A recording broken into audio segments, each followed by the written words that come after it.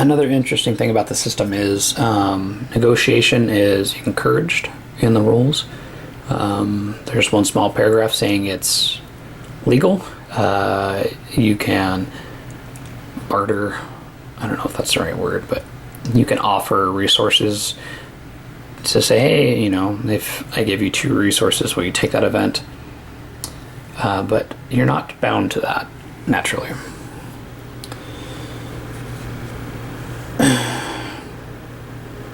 And everyone's, you know, I talked about the tightrope here, but really everyone's in a very fine balance. Especially the warlords are really dependent on everyone else. They don't have that many troops. They only have 15. The coalition has 20. The government has 30 of each. And the Taliban has 30. So these guys are greatly under strength. So they don't necessarily want to piss someone off early, but I think they're going to piss someone off early. So this is going to hurt everyone. They're going to take this event saying, look, Taliban, you're going to get to do whatever you want.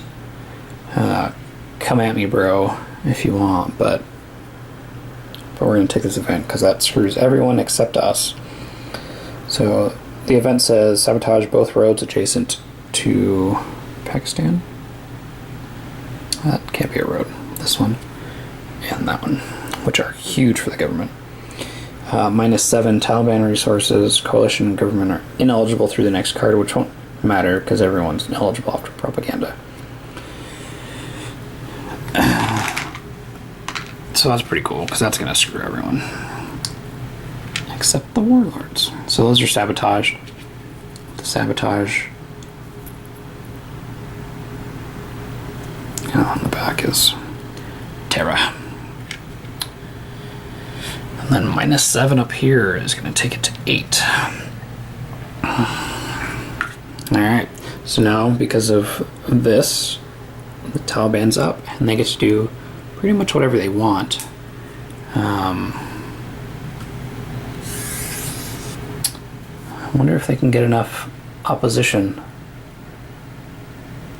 Let's check it out. So the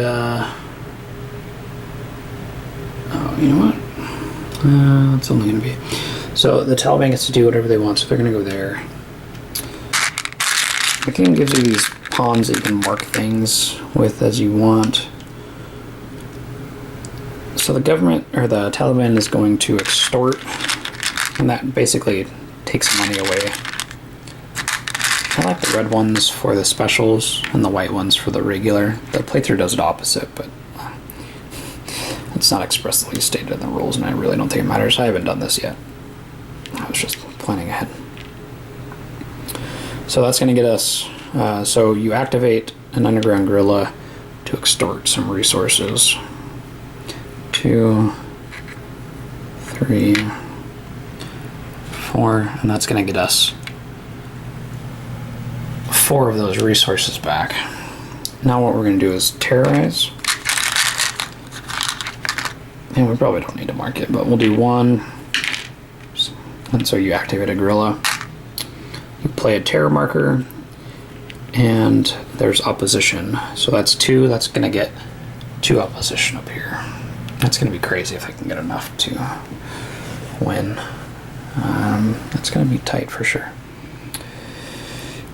So what the terror marker does is it makes it harder for the government to pacify this province back into either neutrality or support, because they have to buy this away. It takes 3 resources, $3 to buy this off, and then $3 to buy that off. So that's 6 resources right there. They'll come off at the end of this, but the civil actions to build that up take place before that's removed. Buddy, interesting. That's going to cost us a resource, and that's why we track it. So that's 1. I'm going to do the rest, and we'll come back and take a look at it. If they can get up to 21, that's game over. Those sneaky devils, they must know what they're doing. Excuse me, I have something stuck in my throat. So they've terrorized everywhere they can. They haven't terrorized here, but it's worthless to do so because it's zero population. So they've terrorized where they can, which got them to 20. So thank goodness for playtesting. So that's it for there. So they'll go there and we'll move into the propaganda. It's just interesting that it happened so soon. So that comes out. We don't get to see this yet because that would really possibly affect what people are doing in this. So we check for victory first. No one's done it. Taliban came closest. Next, we check for sabotage. What that means is if there's a guerrilla on a line of communication, it becomes automatically sabotaged, meaning the government won't get those resources. Then the government gets resources based on the number of aid, which is at 24, plus the spaces on the board that aren't sabotaged. So there's 12 points minus 7. That leaves us with 5 plus 24. So they're going to get 29. So it's going to take them to 59, which is actually, that's pretty nice for the government for the scoring to happen so soon, because you're going to get a big boost. Aid hasn't been able to move down. Then the Taliban and the warlords are each going to get the number of resources of bases they have. So 9 here will take us to 14. And the warlords have 5. It'll take us to 25. Next, we subtract from the aid number, which is at 24, the number of, it's 3 for every casualty of coin piece in there. There's none in there. Again, good for the coalition, good for the government. So this early propaganda card is actually probably a boon, even though Taliban really bumped up, and they're going to stay close unless the coin players can wipe out some bases and gain some support. So next is civil actions. So the government acts first. They can buy terrorist spaces off, or terrorist markers off, and then buy this off. And that's, oh, I didn't drop. So one of the things when you're playing this is you really have to pay attention to these markers. So every one of these I take off, I'm going to have to adjust the Taliban marker down. Nothing came off to support them or to oppose for them, but so nothing else had to take place. I'll think about what the government is going to do and what the Taliban's going to do. So with buying civil actions, the coalition player gets to go first and then the government. However, if one side has more spaces than the other, they get to decide how they're spent. And it has to be in a place that faction has control. So the coin players here and the Taliban, only in Taliban control. So here, coalition wants to spend 9 to get rid of both of these and flip this. However, the government's only going to let them spend 6.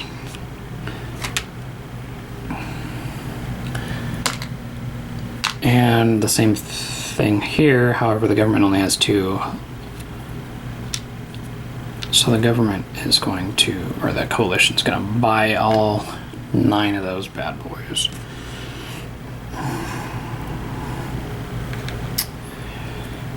So that's going to take, right here, 2, 4 from the opposition. Brings us to 16. And this one right there is going to bump up. Oh, actually, 3. Gonna bump those guys up 3. They don't have control here. They would like to do something about that, but they're not going to be able to. And right now, it's probably not worth fighting too much over these ones. So they're going to leave this as it is. The Taliban doesn't get to do anything. Well, he could. He could buy a position here, but it's 0 population. So probably not worth it. They're not going to do anything. So now we go to desertion, 1/3 of every Oh, the government could have stopped them here. I was thinking these were coalition for some reason. Yeah, they'll let it stand. I'll take a troop away. I'll take a police. It's hard for me at this point in playing the game to know which ones are... Actually, yeah. The police are maybe not quite as useful. Although they protect the lines of communication, which, as we see, the lines of communication are very vulnerable if they're not protected. So that's desertion. So now we have redeployment. Coin troops have to be at a base. So I should probably pause and do this. I don't know if those guys are going to go over there.